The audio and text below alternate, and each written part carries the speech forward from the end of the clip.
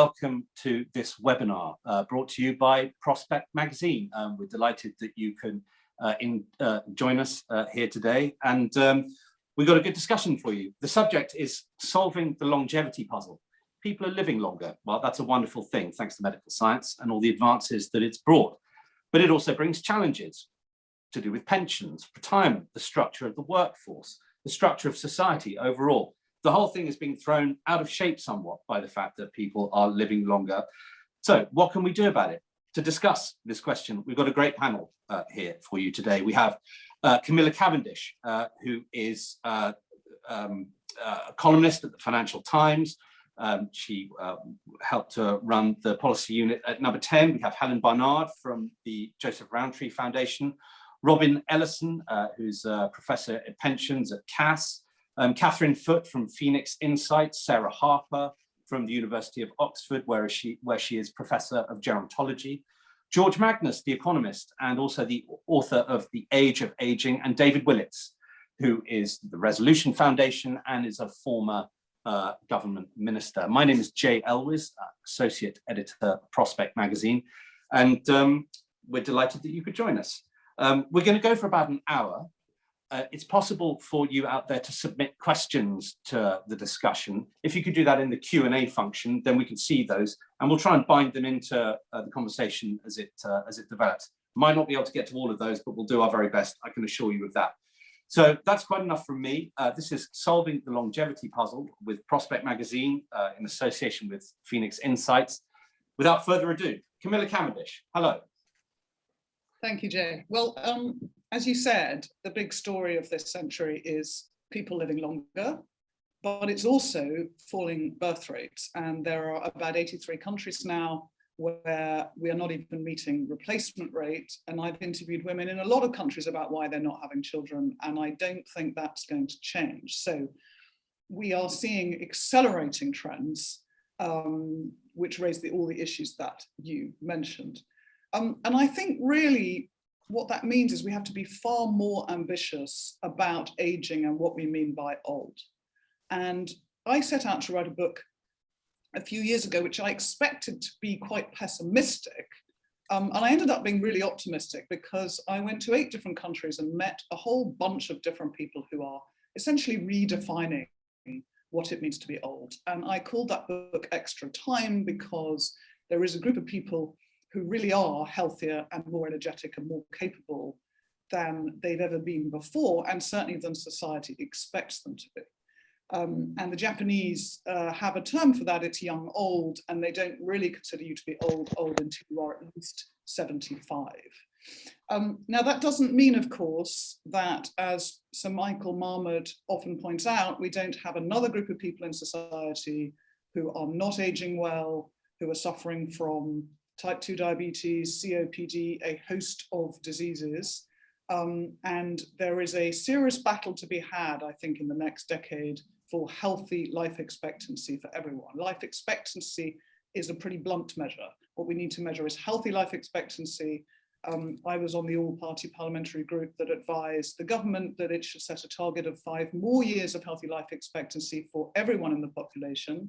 And for me, if leveling up is going to mean anything, we have to level up health, because the health inequalities are going to mean, if we're not careful, that some people will be able to work a lot longer than other people. And there is at the moment about an 8-year gap in healthy life expectancy, depending on where you live, which must be wrong. But just briefly, before the pandemic, most of the growth in employment was coming from people over 50.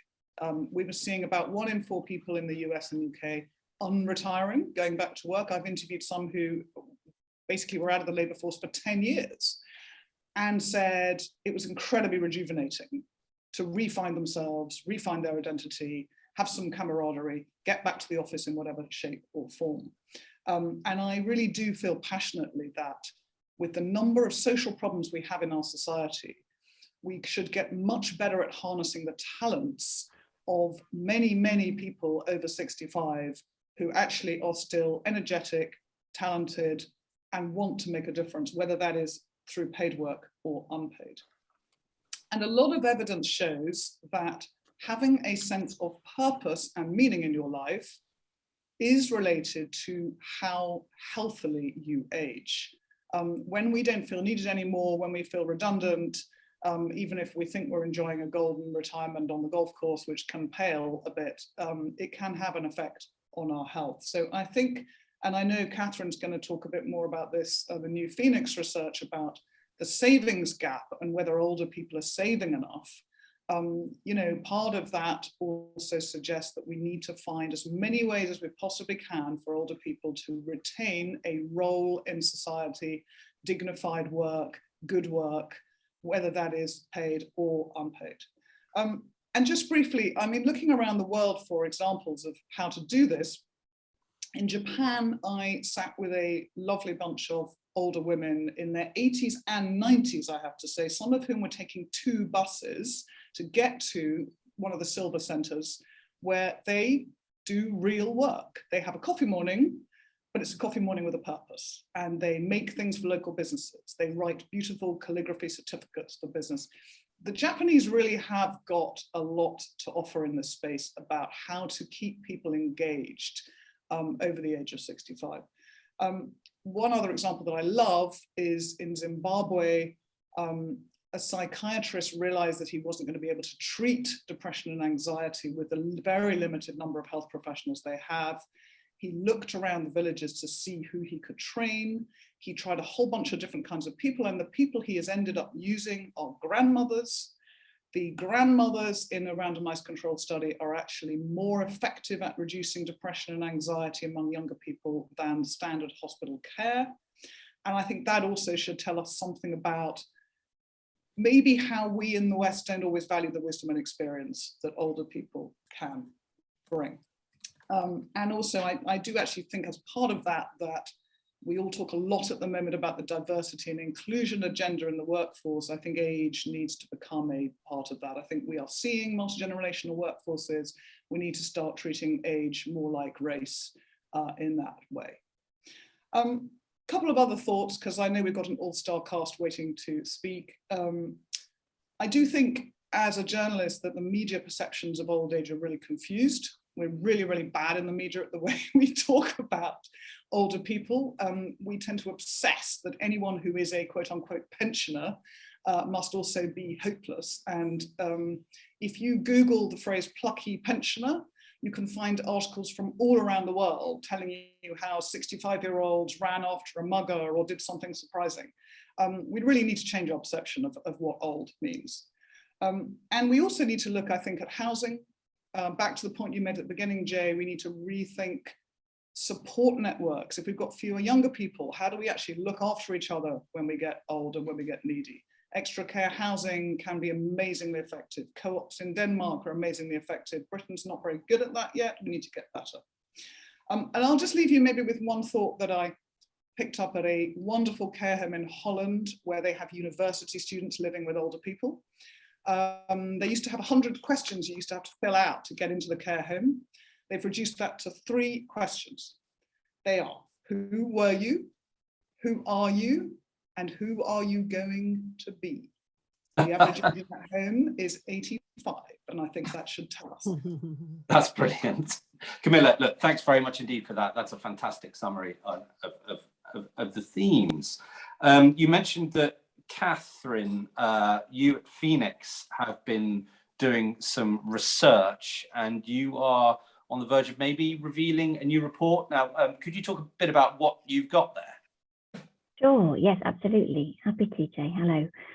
Yes, so I'm director of Phoenix Insights, which is a brand new think tank that's part of a big pensions and insurance company called the Phoenix Group. You might not have heard of Phoenix. It's a big FTSE 100 holding company with lots of other companies you might have heard of, like Standard Life inside it. And you're right, yes, we launched our first research last week. We've called the Longer Lives Index, a comprehensive look at who is and who isn't ready for a happy and secure later life and retirement. And for me, what just screams out from that data is that the basic maths, the basic arithmetic of our current approach to our longer lives just doesn't add up.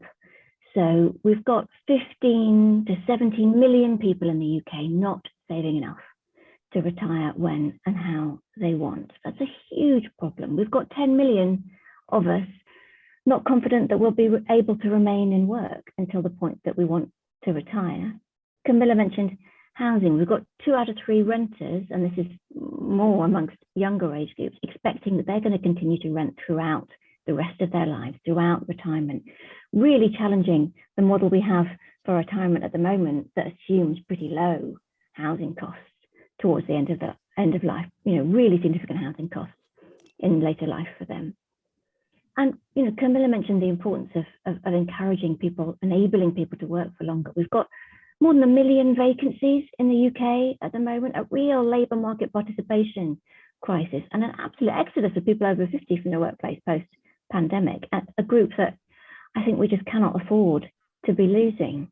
We've got pensioner poverty on the rise again, and just now with our current pressures on our day-to-day costs, we've got 2 in 5 of us saying that we're going to be using our savings now to help us manage the massively increased cost of living.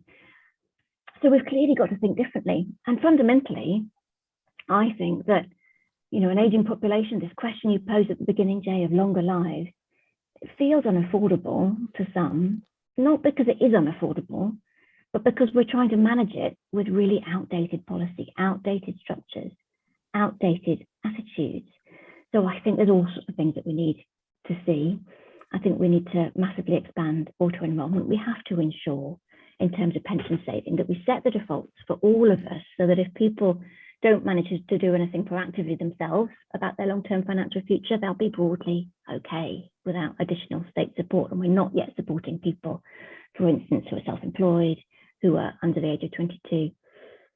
We do need to do more about supporting people to live these longer working lives. I think I completely agree with Camilla, and we need to change workplace practices quite fundamentally there. I think we need to make it much easier for people to access flexible work, much easier to get support if you've got caring responsibilities for children, for pets, for partners, for elderly parents. And we absolutely, I think, need to see a real revolution in adult education and lifelong learning. The skills offer in this country is just not working for working age adults. And we need to see a really big shift there, I think, in skills in this country if we're going to be able to support us all to live these longer working lives successfully, and make it so that people can feel confident that taking time off to reskill, to retrain in their adult life will actually improve their pay in future, and they'll be able to do it with that confidence. Completely agree with Camilla too about the importance of tackling health inequalities. We can sit here celebrating the potential of 100-year-long lives, but in the poorest parts of the country, baby girl has a disability-free life expectancy of just 50. And we know from the ONS's, the Office of National Statistics, recent population projections, these inequalities in life chances and in actual length of life are getting worse. The poorest of us are living shorter and sicker lives than previous generations.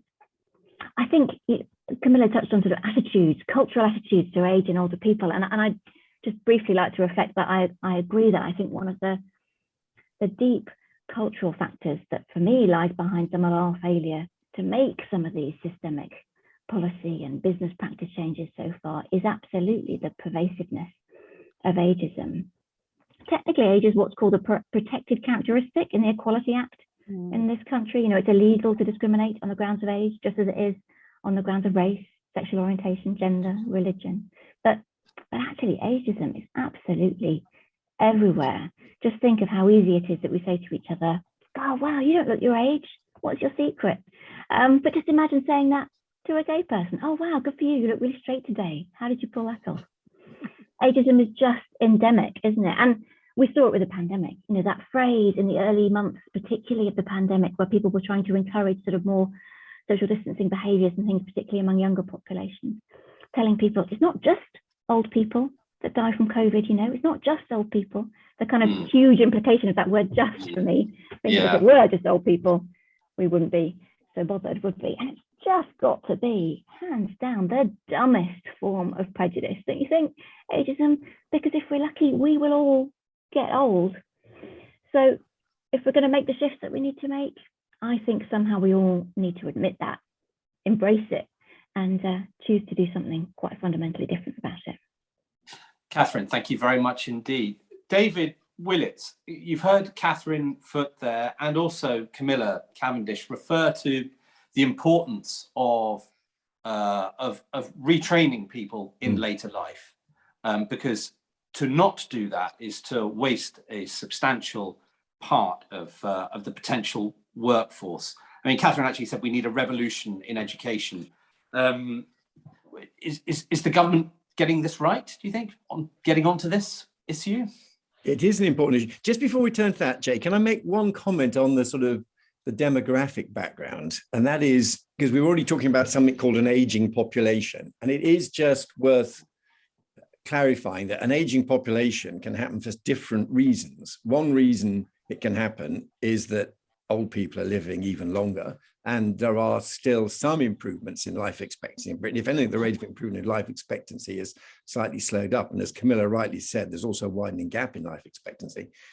The other thing that can happen is, even if there's no change in life expectancy, if a large number of people were born 75 years ago, you have an aging society just because of a change in the balance of the generations. And it so happened that we had the post-war baby boom is now working its way through the system like a python swallowing a pig, as people say. And we had a lot of babies born in 1947. We had 1 million babies born in 1947. So when I heard Camilla talking about, well, maybe 75 is the age, we are about to hit a peak in number of people becoming 75. That's regardless of any change in life expectancy, just because of the pattern of births. And it's just worth remembering we've got both those trends going on. On education and reskilling, I very much agree with what has already been said. I think the starting point is this expression, retirement age. And it is odd how often people still talk about retirement age when in reality, policy has already moved way beyond that. There used to be a kind of Beveridgean, Bismarckian idea. You collected your pension because you had retired. There used to be a retirement condition. There's no retirement condition. There hasn't been any retirement condition or earnings rule since the 1980s. And then there was an exemption from labor market regulation. So an employer, because you'd reached a certain age, 65 or older, could say, I'm terribly sorry, because you're of that age, you have to go. There were no labor market protections. That went in 2012, interestingly, when a peak of boom was reached the age of 65. That was the moment the policy proved unsustainable. So, but there's a lot of people who talk as if there is a retirement age when it has pretty much disappeared from both the benefit system and labor market regulation. On what we can do, we certainly need much more flexible access to training and skills. I'm looking back on my time as a minister, I very much regret the fact that I thought we were, by extending student loans to older people on more generous terms, we'd have an increase in take-up of loans. What I learned painfully as it put off part-time students is that for many older people, loans are a poor way of attracting them to get any education and training. So although I hope that the government's lifelong loan entitlement does promote more adult education and training, the evidence so far is against loans being a good way of helping to fund adult skills, but I hope it works. We certainly need to have greater flexibility on funding training that isn't simply apprenticeship. There's a preoccupation with the apprenticeship model, but there are lots of other forms of workforce training that aren't apprenticeships, and a much more liberal regime around the apprenticeship levy so that specific training courses gets funded that aren't simply apprenticeships, I think would be a great step forward. Do you think the government, though, is doing... I mean, it's always struck me that the issue of retirement and the problems that are thrown up by it are sort of like the perfect political problem that everybody wants to ignore, because it's very complicated. Doing anything about it is extremely unpopular. And also it's very, very long term in its outcome. So is it the case that, you know, this is the sort of thing that's actually, you know, that these solutions are going to hang in front of us but are never actually going to be grasped by governments because they're waylaid by other more pressing stuff like Ukraine, cost of living crisis, etc. Yeah, I'm an optimist. I mean, as I say, although I'm a skeptic about whether a lifelong loan entitlement will deliver what we hope. Nevertheless, it does at least indicate a concern about the issue. And I think that there's also, at last, a bit of flexibility from the Treasury, because they used to say, we'll only fund you getting a further qualification if it's a higher level than your previous qualification. So they're willing to make a contribution to upskilling. They weren't willing to make a contribution to reskilling. There's now greater flexibility in understanding that what is, in theory, in the structure of education qualifications, a sideways move, can be as valuable as trying to move up the educational ladder. And so some of the rules there, particularly they're focused on trying to help with maths and digital skills. And if there was one thing I would focus on, it would be numeracy and usable maths, whatever your age. That is the British disaster area above all. And there is some money being put into that. And it can be, regardless of whether you're 15 or 25 or 50, in terms of your labour market prospects, giving you a bit more familiarity with maths, not academic maths, but functional maths, is about the best single investment we can make. Brilliant. Thanks very much. George, Magnus, I mean, you are somebody who spent a lot of time investigating the ins and outs of the Chinese economy and the political structures that are in place there. And it stands partly as an example of what happens if you go for any sort of big style, significant interventions in the structure of your demography. I'm not entirely certain that it's worked, but are there any lessons that we can take from other countries that are in maybe a more extreme situation in terms of their demography?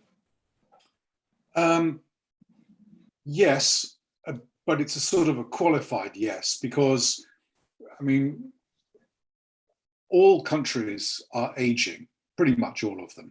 There are some exceptions, and there are what I call tortoises, right? So these are the very, very slow aging countries, amongst which you would include, for example, India, a lot of Asia, Africa, South America, for example. So emerging countries for the most part, but not China and not Russia and not Eastern Europe. And not countries like, for example, Singapore or Korea. Japan, obviously, is the oldest country in the world, measured by median age and old age dependency. China is the fastest aging country in the world. But in the richer world, I mean, we also have hares and tortoises. So faster aging countries are countries like Japan, Germany, Italy, for example. The tortoises are really countries like the United Kingdom, France, Australia, Canada, the United States. But we all have the same kind of issues, and it's just a question, I say it's just a question. What I wanted to kind of draw a distinction between is, because we've heard a lot of who's going to look after grandma and grandpa type of questions, right, which are really important because they affect everybody, because we all have parents and grandparents and so on. And this is really about how to look after people when they get older and how to encourage older people to fend for themselves better in terms of, you know, working longer and saving more and so on. But most people tend to look over the systemic problem. The systemic problem is a fundamentally macroeconomic issue about economic and financial stability, not just for the country, but for the individuals themselves, young people and older people, because this is really about the fertility slump, which Camilla began our discussion with. So in the UK, we're down to about 1.63 children per woman now. So this is well below the 2.02, which is the replacement rate.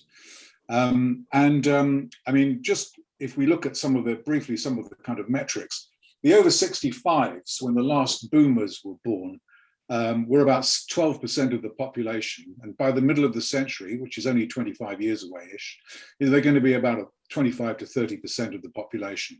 The working age population, which we now define as 20 to 64, because people stay longer in education, they were 60% of the population when the last boomer was born, and they're going to be much less than half of the population by the middle of the century. So these things have fundamental effects on the capacity of the economy to grow, people to save, companies to invest, productivity, living standards. The government's fiscal position is dire, I mean, if you think it's been dire during COVID, then just imagine, as the OBR recently told us in March, that by 2025, age-related spending on healthcare, social care, pensions is going to be about 14% of GDP, and it's rising by another 4 or 5% of GDP over the following decade or decade and a half. So we have to find ways to, there's no, I mean, all of the kind of things that we talk about we need to do more on housing, we need to do more on education. These things are all very well, but, it costs money. How do you fund it? How do you finance? How does the system adapt to be able to generate the resources that are going to be allocated towards looking after and coping, what I call coping mechanisms in an aging society? And basically, we only have 3 ways of doing it. We have to offset basically the contraction or the stagnation of our workforce. We can only do that, 1, by having more people come into the country, which is immigration, which is not very popular. 2, we can increase the participation of women and older workers who are typically underrepresented. Somebody mentioned before about the decline, about getting older people to come into work. This has become a COVID problem, right? So a recent ONS survey showed that 60% of respondents aged over 50 had decided that they would not go back to work. So some of the problems that we've had about lorry drivers is about people quitting and not going back to work, because who wants to be away from home, if you catch COVID or if you are seriously ill. And most of those that wouldn't go back to work conceded that they might if they were flexible working. So we have to work really, we have to strive to get older people back into the workforce, and also women, that's fundamentally about childcare, cheap and affordable childcare. And the magic bullet, finally, is productivity. What can we learn from other countries? Well, we can learn, about childcare systems in Sweden. We can learn about investment spending. I mean, America is now going through a bit of an investment boom. We could do with an investment boom, because that's where our productivity comes from. So, my argument really is that we need a whole of government. This is not a treasury issue. It's not a health and Department of Social Security issue. It's not a labor and pensions issue. It's everybody joined up thinking, holistic program to try to attack these coping mechanisms so that we can afford the resources that we will need. George, thank you very much indeed. That was pretty eye-opening. Thank you very much. One of the things you mentioned there was what's going to happen to age-related spending, which you said is heading that way sharply, which of course brings us into the question of pensions, and therefore to Robin Ellison. Robin, it seems to be that if we hold this course, we are going to find that pensions are simply unaffordable. Is that the case? Thanks, Joe. Yes, we're all doomed. And I think pensions could be one of the solutions to the list of problems that the previous speakers have articulated so well. I just wanted to repeat a couple of them and then move on to what the government might want to think about as part of the answer going towards the future. We have a pension system built on a 19th century principle that before there was social security, pensions were pretty much the only way, old age pensions were the only way of stopping people starving. And pensions were also invented rather like the Chinese want them now, because we had an urbanization problem. People weren't being brought up by their families on farms anymore. They were living in cities, and the old family structures were failing. And that's why we invented old age pensions. Now we've got old age pensions 125, 150 years on, and it's dysfunctional. The system has got 200,000 pages of regulations. We've got a tax system related to pensions. Did you say 200,000 pages? 200,000 pages of regulation in relation to pensions. No one can follow what's going on. We've seen that doctors don't want to work extra shifts because the taxation system discourages them from doing that in the pension system. And no one understands the pensions taxation system. It's a really complicated arrangement. And one of the reasons, as the previous speakers have mentioned, is that we don't really have a joined up long-term government strategy on retirement. And I just want to mention one thing, and then we can widen it to general speaker, and that is what the mood of this panel is moving towards is really getting rid of the old age pension and encouraging people to work without a thought of retirement. but necessarily replacing it with perhaps an ill health pension, so that people who were on more modest incomes and in more difficult jobs might be able to retire earlier if they had an ill health pension. They weren't able to cope. But the vast majority of workers who are not in that situation would be expected to continue to work until they dropped, as the Daily Express might say. And I think that would solve a lot of the problems we've already been talking about. I think I'll give it a break there, with a bottom line saying that we are going to have to change the mindset of people's expectations, because, as everybody has said, the current pension system is unsustainable in its current form. I mean, it's a pretty sobering prescription you got there, Robin. I mean, the thing is, though, I mean, like you said, I mean, it is just one of those things that, I mean, that would be politically impossible, wouldn't it, really? I mean, the idea that you would be able to sell that in a manifesto at a general election, I mean, that's just not going to happen. And that's something that worries me about more about the sort of the debate overall, really, is that we are facing the issues about, you know, public spending on people when they get a little bit older. Yes. That covers pensions, that also covers healthcare, that also covers the kind of particular type of housing that people need to live in when they're older. But I mean, all of this is such a long-term sort of political challenge that it's precisely the sort of thing that gets ignored, or because it concerns your elderly relatives, it feels so personal that people are never going to do anything that they feel is sort of too disruptive, too radical. And I mean, I think, you know, arguing for a reformulation of the pension system on that scale would be incredibly radical, wouldn't it? You wouldn't do it overnight. You'd slice, as the governments in the last 20 years have been doing. We've been increasing retirement ages, state retirement ages. We've been simplifying the state pension system, although improving it in value terms. And I think if you salami slice it over, you had a program to do it over 20 or 30 years, you'd get to where you need to get to without frightening the horses. Well, speaking of getting back to where you need to get to, it seems that we have restored transmission. So hello, everybody. Sorry for that hiccup, but we are now back, and we're delighted that you are also back. We've had comments coming in from you, so thank you very much for those. One of those is from Julie McDowell, who says, and thank you, Julie, how can we encourage and direct investment into housing that enables people to live independently as they age? And I mean, it's a really good one. It's one that maybe Helen, you might like to pick up on. I mean, the subject of the kind of housing that people need to live in when they are a bit older is especially acute now that, you know, we've got inflation ticking up and interest rates are slowly following. All of these questions are going to become trickier. What would you say back to Julie then? How do you get more money into direct investment in housing for older people? I think we need to do two things. So one is that we do need more specialist housing. We aren't building the kind of housing that is designed for people to live in it as they get older. And private developers particularly are reluctant to build it because these schemes are not considered financially viable. So it is local authorities, housing associations, and so on.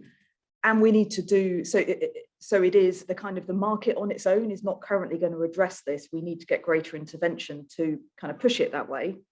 And in England particularly, there's no housing for older people strategy. But actually, that is a slice of a much bigger problem, which is the collision between the current housing crisis. So we think a lot about boomerang kids, about people delaying children because they can't get their own home. But actually, that situation now is storing up a serious time bomb for, you know, a few decades down the road.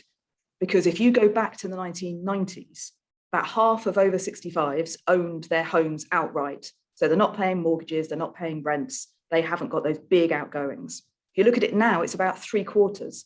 Now that is an incredible policy success.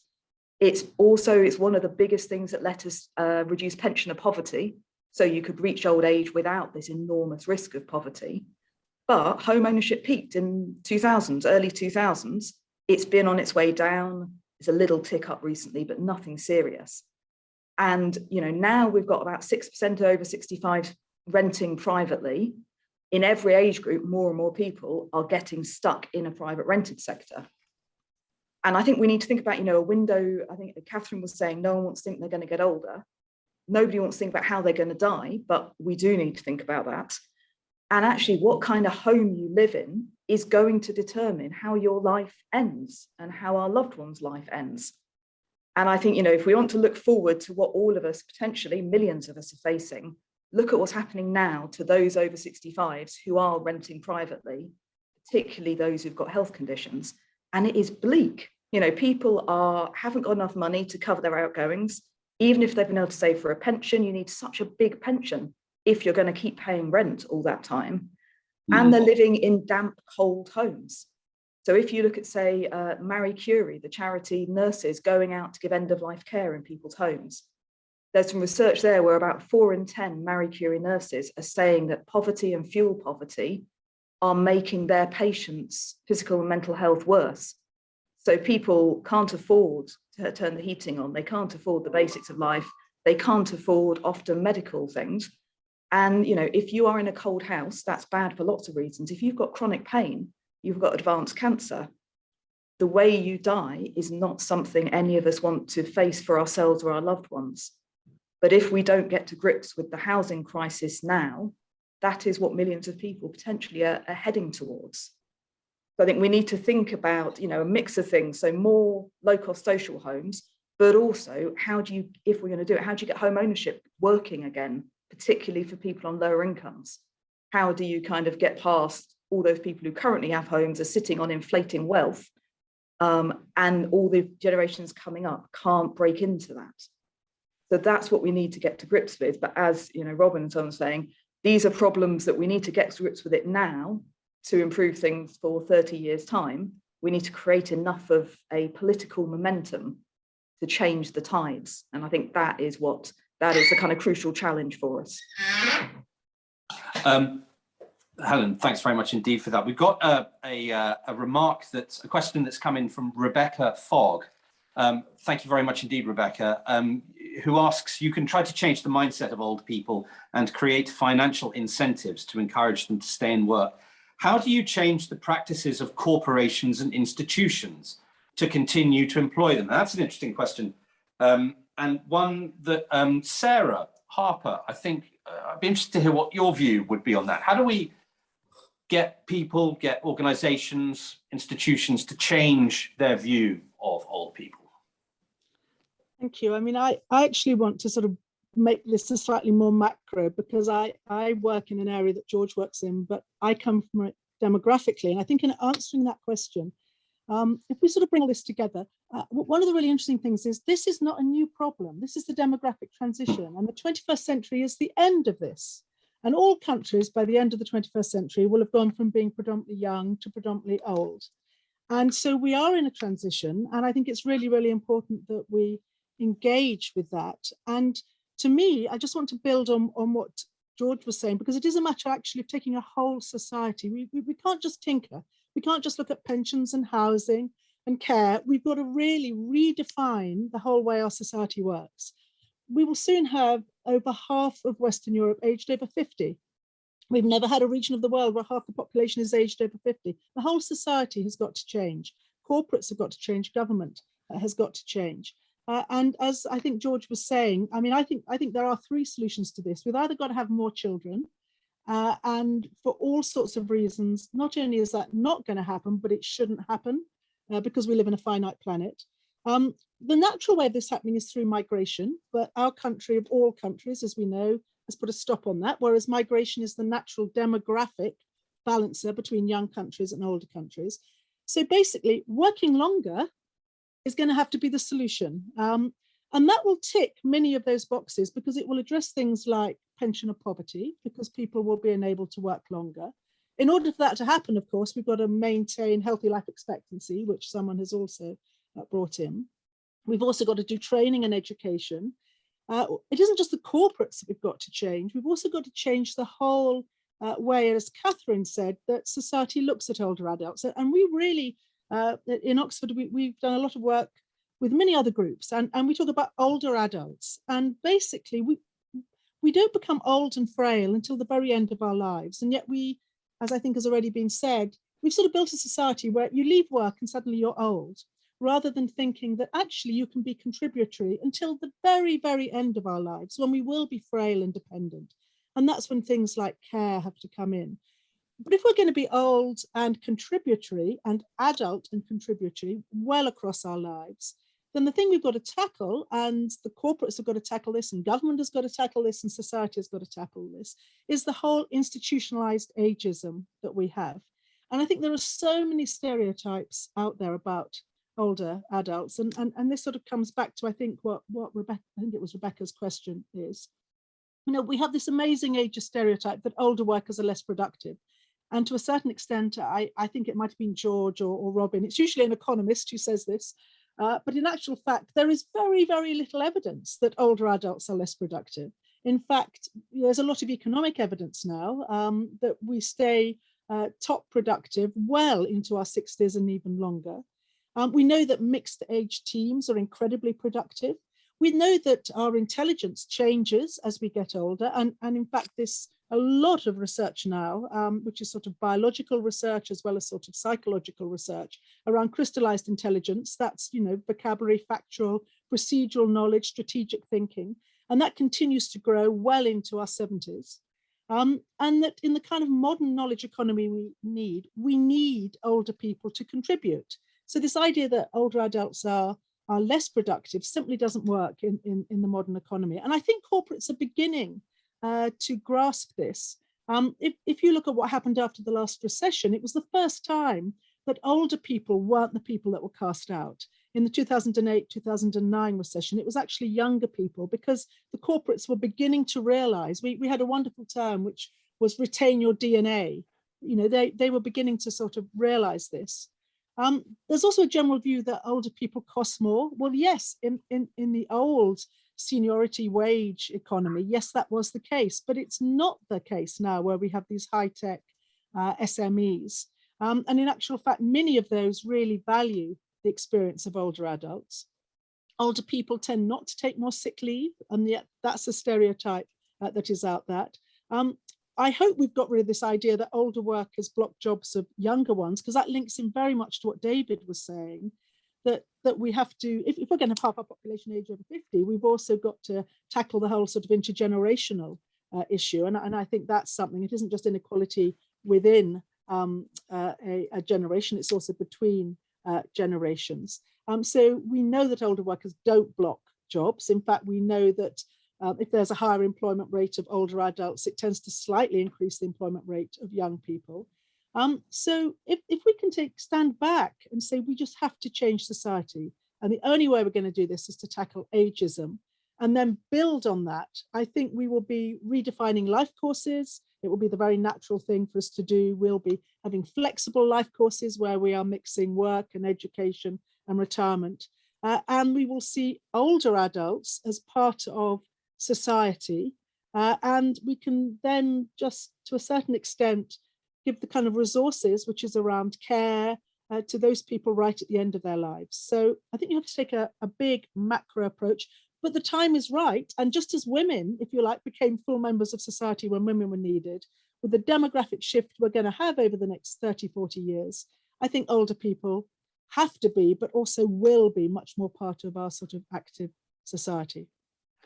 Okay, thank you very much indeed for that. In my determination to be nitpicky about these things, I hear your macro analysis, and I'm going to ask a very specific question in response to that to Camilla, which is which concerns the difference between the people who have types of job that they can do into their late 70s and 80s, and people who are manual labourers and who will not necessarily be able to continue on the building site past, you know, a very obvious point. Okay, I see Sarah is shaking her head there. Maybe I will, sorry Camilla, I'm going to reverse my decision. Sarah, I'd like to hear your response to that, please. Because we've written quite a lot on this, because of course you can't look at it. We have something else called technology. And already we have so many examples where robotics, IT, have taken those kind of jobs. So the idea that you're going to have people on building sites in 30, 40 years' time, that simply isn't going to happen, because the technological change that we're seeing. I mean, if you know, I live in Oxford, if you look at the way they make the Mini nowadays, even 10 years ago, you had to get rid of people in their 50s because they physically couldn't make Minis. Now they're sitting there on computers well into their late 60s operating robots. So, I mean, I'm sorry, Camilla, I shouldn't have jumped in, but people so often forget, you know, this demographic change is not happening in isolation. The 21st century is going to change phenomenally. And things like technology is actually, I think, going to be very, very good for older people and maintaining them within the workplace. And yes, older people can upskill because we'll all be upskilling across our life courses. I'm going to shut up now. No need to shut up at all. But Camilla, do you agree with that? I mean, not Sarah, I was going to use exactly the example of car factories, which I use in my book, but actually with exoskeletons. I mean, the exoskeleton allows you to lift and have muscle power for long after you've lost it. And in fact, in Tokyo, I've seen care workers using exoskeletons. And there's an awful lot of high-tech stuff people talk about. I believe that in the social care sector, the exoskeleton is probably the single most important form of tech. It's pretty low tech, but a lot of care is about lifting people. And there are a lot of spouses in this country who are at home with someone that they need to lift and they do their back. And so, I mean, there are wonderful examples of actually low tech that will also transform it. But Jay, I guess to the underlying point of your question, maybe, I think whether it's manual or not, I do think we know from the data that there are a number of jobs. I mean, checkouts, which again may get eroded by technology. But there are a number of jobs which require, you know, standing all day or doing very repetitive tasks, or which are very, very stressful. So some of the most junior jobs, whether they're manual or not, are actually the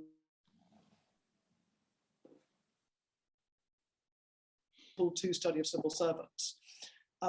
Discovered, of course, counterintuitively, that the most senior people in the civil service didn't have anything like the same propensity to heart disease, because in fact it was the most junior people who never quite knew what was going to happen next who got much iller. So I think there are a whole series of questions about people who are in low-paid, stressful jobs with very little autonomy and what we do with them, because I do think those are sometimes harder to maintain than, you know, being the CEO. David Willits, I can see. Sorry.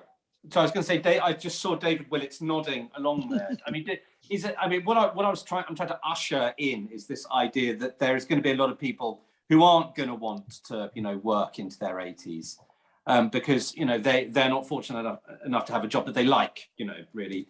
And, you know, I'm sure, as Sarah says, there will be a whole load of technological solutions that will offset quite a few of those jobs, but there'll be a lot that won't. I mean, so it just strikes me as something that goes somewhat undiscussed. Yeah, and we did see some of that in the during lockdown when these high contact jobs, retail and entertainment, serving in pubs, for example, those were all lost. And it was very striking. Our work at Resolution showed, yes, of course, a lot of younger workers losing their jobs, but there was another group of people in their late 50s, 60s who were surprisingly concentrated in those sectors as well, who also lost their jobs. I mean, I agree with Camilla that I think technology is a prospect, but the fact is that it is, in my time as an MP, it was one of the most class divisive issues I dealt with. Every time you talk to an accountant or a lawyer, they didn't think they were going to have a sudden retirement. And every time you talk to a worker on a production line, their knees were beginning to play up and they were looking forward, they were counting the days to when they, quote, retired. And so it is different. But I'm an optimist, as I am on so many other things, that in the way that Camilla said, we can adjust to it. And by the way, another reason for optimism is there was a point, I think in December 2018, when for the first time in British pensions history, men who reached the age of 65 did not collect a pension. The pension age started rising. That moment went with not a single article in any newspaper and no media coverage at all. The male pension age is currently rising with zero controversy. And what I hope every one of us on your marvelous panel, Jay, will do, all we need to do is write into Lucy Neville-Rolfe, who's currently conducting a review of pension age, because it has to be reviewed every 5 years, saying to Lucy, keep on at it, Lucy. We can carry on increasing the pension age, and that helps achieve what so many people want to see, more people able to carry on working. Sorry for filling up your in tray, Lucy, with all of our, no doubt, following letters. But Robin, is that your recollection too, that the pension age changed in this way in an entirely unremarked fashion? Yes, it is weird actually how that, but I just want to make a sexist remark because one hasn't been made so far, and that women did object. Yes, you may want to cut this from the recording. There was a lot of pushback from women whose retirement age was pushed up, and it is striking that there is this kind of different approach from the women and from the men. I'm not sure that, well, David and I go back a long way, and he's still a young man. I'm not sure. I'm not sure. I agree 100% with him that that people in manual jobs are going to be phased out, and I think Camilla said the same thing. There are always going to be some kind of manual jobs which are really too tough for older people, which is why I think the pensions, I'm sorry to go back to my pet hobby horse, the pension system needs to reform itself to cope with issues like that, rather than encourage everybody to look the same. I think that a one size fits all in the pension system is just inappropriate, and I think we could reform the pension system to cope with people who really have had enough working on a production line. Helen, you just had a point there. What was on your mind? Yeah, no, the thing we haven't talked about, I think, is also it's not just people living longer and needing to work longer. More of us are living with multiple conditions for longer, and that means more of us are having to work whilst not well or care for others who are not well whilst working. And right now, the design of the labour market is terrible. If you're trying to balance work and care, very often you're stuck in low paid, not very good jobs under your qualification level. And we really haven't caught up. And the kind of flexible working that's come through the pandemic has missed out great swathes of the population who aren't happily sitting at home like us doing Zoom events. And we're going to have to revolutionise the labour market so people who are not well and have fluctuating conditions and people who are caring can carry on working and actually make a decent living, because right now many of them can't. Thanks very much for that. Now look, I see by the clock that we're moving into our final 5 minutes. This has really flown past, but there was one thing that I did want to get to, which was to ask George. I mean, we cannot ignore geopolitics and events that are going on in Russia and Ukraine and so forth. One of the remarks that stuck with me that I read about recently was that Vladimir Putin, in a 2016 interview that he gave, said that the one thing that worried him most of all about Russia and Russian society was demographics. So he made an explicit reference back then to the aging structure of their society.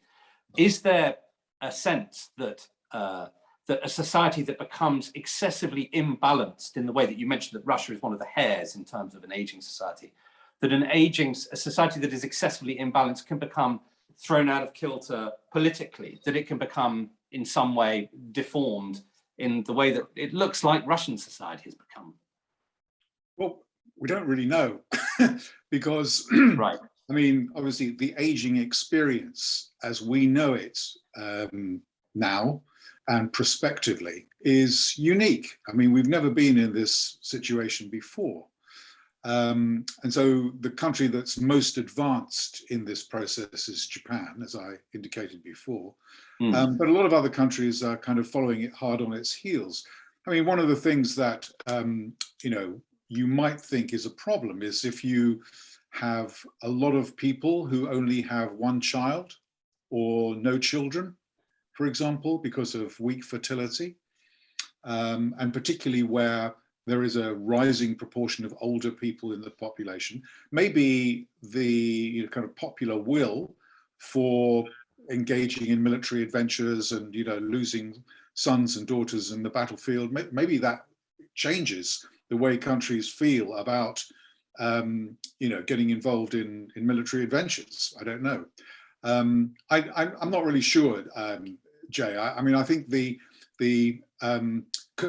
corrosive, somewhat corrosive influence of aging societies on, maybe, being bellicose and, peacock-like in the world.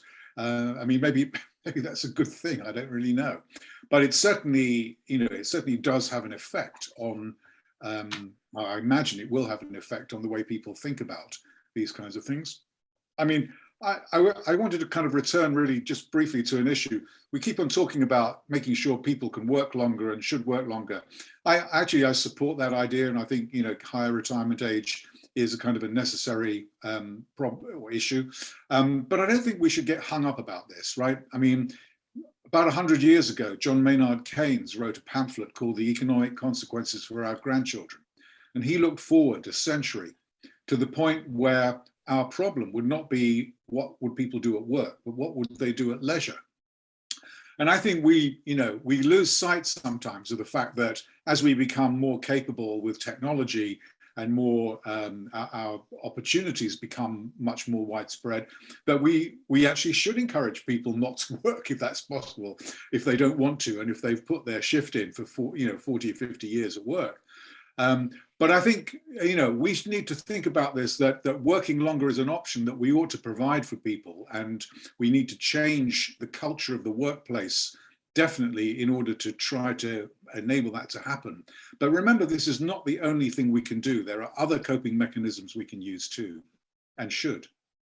That's brilliant. Thanks very much, George. I'm going to go for a final word to Catherine Foote. We've got 2 minutes left. So Catherine, just your final thoughts, please, on what you've heard today. Gosh, I think for me, fundamentally, something that's come across loud and clear is how much we need to start to disassociate age from stage of life, how weak chronological age actually is as a descriptor of where we are in our life, of what we want, of what we're able to do. Robin, took that to the nth degree with his suggestion of ill health pensions, didn't he, as opposed to old age pensions. But fundamentally, having a chronological age benefit system, it is, he's right, it's questionable in a world where, rich 80 is poor 50 in terms of your capacity to work. So I think for me, fundamentally, the 21st century needs to be a story of breaking that link in our minds between age and stage, so that we don't just lump all of our education at the start and then all of that full-time work that isn't feasible when you've got care and responsibilities and multiple health conditions at the middle, and then all of that leisure at the end.